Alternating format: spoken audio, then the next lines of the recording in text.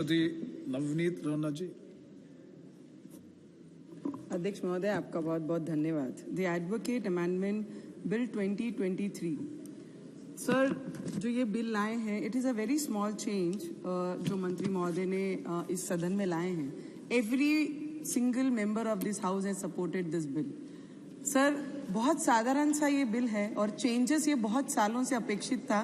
जो एडवोकेट्स भी अपने जिले में काम करते हैं, जो जिनसे हमसे बात करते हैं, हमारी डिस्कशन होती है। एक ट्राइबल क्षेत्र से, जहां मेरा क्षेत्र ट्राइबल पड़ता है, दारनी मेलघाट से जब एक आधा किसान आता है या एक्सीडेंटल केस होता है या फार्मर्स की लैंड के कंसर्न होता है फॉरेस्ट के साथ या उनके आपसी फैमिली के प्रॉब्लम्स में, जब वो किसान प्लेन पट्टे पे आके कोर्ट में जाता है, कोर्ट में जाने के बाद वो इतना अनएजुकेटेड है कि उसे हर चीज समझाना बहुत मुश्किल है। तब उनका ट्रैपिंग का जो मामला आता है, जो कोर्ट में पहुंचते बराबर, गेट के पहुंचते बराबर वो वहां पे ट्रैप कर लेते हैं। किसान की जो फार्मर्स की लैंड है या एक्सीडेंटल केस है, तीसरी पीढ़ी आने तक वो सॉल्व नहीं होती है सर।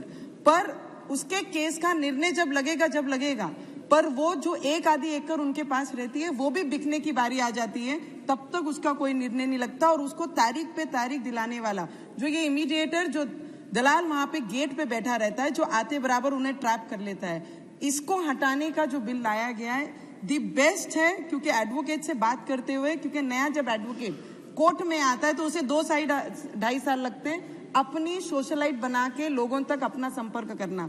तो ये वहां पर ही एडवोकेट को जितने पैसे जाते नहीं है, उससे कई ज्यादा ये बिचौलिया उनसे ले लेता है। और इसमें नुकसान होता है जो गरीब, जो आदिवासी परिवार के लोग जाते हैं अपने केस लेके, या किसान के जो पानधान रास्ते होते हैं, हमारे मराठी में पानधान कहते हैं, पगड़ी रास्ता मुझे कहते हैं लगता है, तो वो रास्ते पे जो वाद होते हैं बहुत सालों तक चलते हैं, उसमें उसके किसान की खेती बिक जाती है, पर निर्णय वो बिचौलिया लगने नहीं देता है। और ये हटाकर मुझे लगता है डायरेक्टली जो गरीब वर्ग है, जिन्हें इसकी ज्यादा आवश्यकता है, वो ऐसे किसानों को, ट्राइबल क्षेत्र में रहने वाले लोगों को बहुत ज्यादा डायरेक्ट फायदा होगा।